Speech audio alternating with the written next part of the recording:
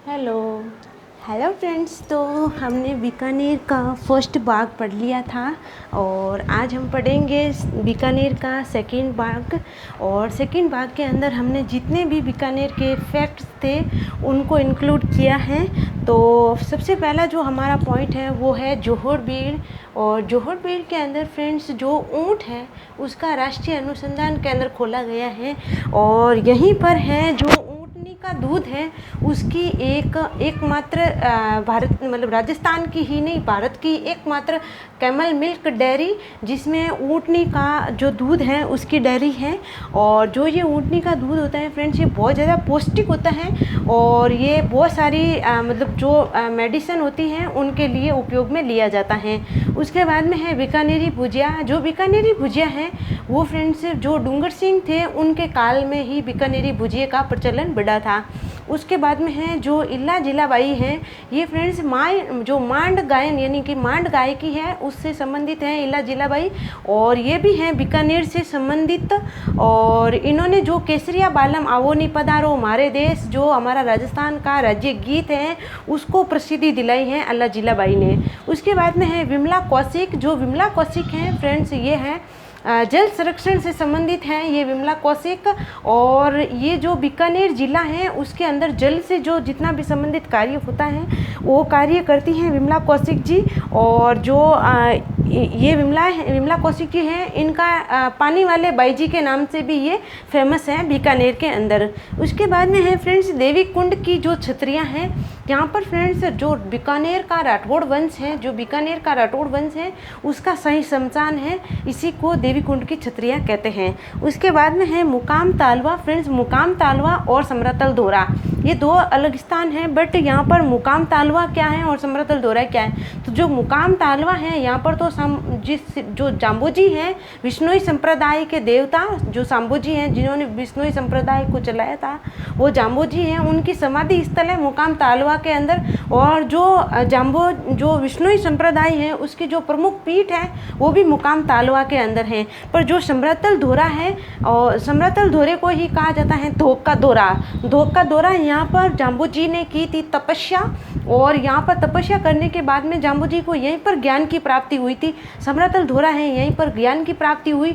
यहाँ पर इन्होंने सबसे पहला जो प्रथम उपदेश दिया था वो भी समरतल धोरे के अंदर दिया और उसके बाद में जो विष्णुई संप्रदाय का प्रतिपादन किया था वो भी समरतल धोरे से किया था। बस जो विष्णुई संप्रदाय की प्रमुख पीठ और समाधि स्थल हैं वो जाम्बोजी का वो मुकाम तालवा के अंदर है। और जो विष्णुई संप्रदाय का जो जाम्बोजी का मेला है वो वर्ष में 2 बार लगता है। उसके बाद में है भांडासर जैन मंदिर। जो भांडासर जैन मंदिर है इसका निर्माण फ्रेंड्स भांडा शाह व्यापारी ने करवाया था बीकानेर के अंदर। और ये नींव है जो इसकी नींवों के अंदर घी और नारियल भरा गया था। तो 2000 कांस्टेबल 2010 के अंदर ये क्वेश्चन भी पूछा गया था कि राजस्थान का ऐसा कौन सा मंदिर है जिसकी नींवों में घी और नारियल भरा गया था। तो नीचे सबसे फर्स्ट ऑप्शन ही इसमें दे रखा था भांडासर का जैन मंदिर। तो यही मंदिर है जो बीकानेर में है जिसकी नींवों में घी और नारियल को भरा गया था। उसके बाद में है लालगढ़ पैलेस। लालगढ़ पैलेस है फ्रेंड्स इसको महाराजा गंगा सिंह ने बनवाया था 1937 के अंदर। और गंगा सिंह ने अपने पिताजी थे लाल सिंह जी उनकी स्मृति में बनवाया था इसको लालगढ़ पैलेस को। और जो लालगढ़ पैलेस है इसका जो स्टाइल जो डिज़ाइन किया था जिसने इसकी मतलब चित्र को तैयार किया था वो स्टीवन जेकब ने किया था। और जो लालगढ़ पैलेस के ऊपर जो चित्र है उनको चित्रित मतलब बनाने के लिए जो जर्मन एक चित्रकार थे मूलर उन्होंने इसके जो लालगढ़ पैलेस है उसके ऊपर चित्रों को बनाने का कार्य किया था। तो इसके बाद में है जो लालगढ़ पैलेस है फ्रेंड्स लालगढ़ पैलेस के अंदर ही चलता है एक तो अनूप संस्कृत लाइब्रेरी और एक चलती है जो शार्दुल संग्रहालय फ्रेंड्स शार्दुल है जो ये बीकानेर के लास्ट शासक थे शार्दुल सिंह इन्हीं के नाम पर एक संग्रहालय चलता है लालगढ़ पैलेस के अंदर। उसके बाद में है राजस्थान राज्य का अभिलेखागार। इस क्वेश्चन को मैंने अभी 2016 के अंदर देखा था, मुझे कंफर्म याद नहीं है कौन से एग्जाम में देखा बट ये ऐसे पूछा गया था कि राजस्थान राज्य का अभिलेखागार कहाँ है। तो ये अभिलेखागार है बीकानेर के अंदर और ये अभिलेखागार है फ्रेंड्स ये 1966 के अंदर बना था। और इस अभिलेखागार के अंदर जो प्राचीन ऐतिहासिक प्रमाण हैं दस्तावेजें हैं जो पत्र हुआ करते थे, एक दूसरे के बीच में जो युद्ध वगैरह से संबंधित पत्राचार हुआ करता था, जो मुग़ल फरमान हुआ करते थे, जो हस्तचित्रित तस्वीरें हुआ करती थी, जिन चित्रों को मतलब एक जो प्राकृतिक फूल और पत्तियां होती हैं उन कलरों से सजा के मतलब हाथों से तो तस्वीरें बनाई जाती थी, और वो जो प्राकृतिक कलर भरे जाते थे उन सभी को कलेक्ट करके इसी अभिलेखागार के अंदर रखा गया है, बीकानेर के अंदर। तो फ्रेंड्स, राजस्थान राज्य का अभिलेखागार ये बीकानेर के अंदर है।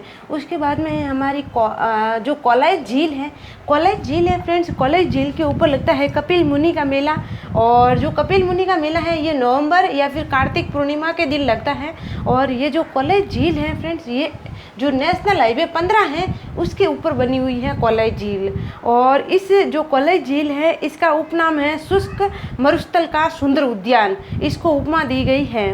उसके बाद में है गजनेर झील, और गजनेर झील को पानी का शुद्ध दर्पण कहा जाता है। गजनेर झील और गजनेर अभ्यारण्य भी है फ्रेंड्स यहीं पर, और गजनेर अभ्यारण्य है उसके अंदर आपको पता होगा बड़ तितर पाया जाता है, जिसको रेत का तितर भी कहा जाता है। तो जो गजनेर झील है इसको किसकी उपमा दी गई है, तो पानी का सुंदर दर्पण की उपमा दी गई है गजनेर झील को। उसके बाद में फ्रेंड्स जो एक और फैक्ट है, जो राजपूताने का कर्ण है फ्रेंड्स, जो राजपूताने का कर्ण है, जो राजपूताने का कर्ण है वो कहा जाता है राय सिंह जी को, राय सिंह जी को कहा जाता है राजपूताने का कर्ण।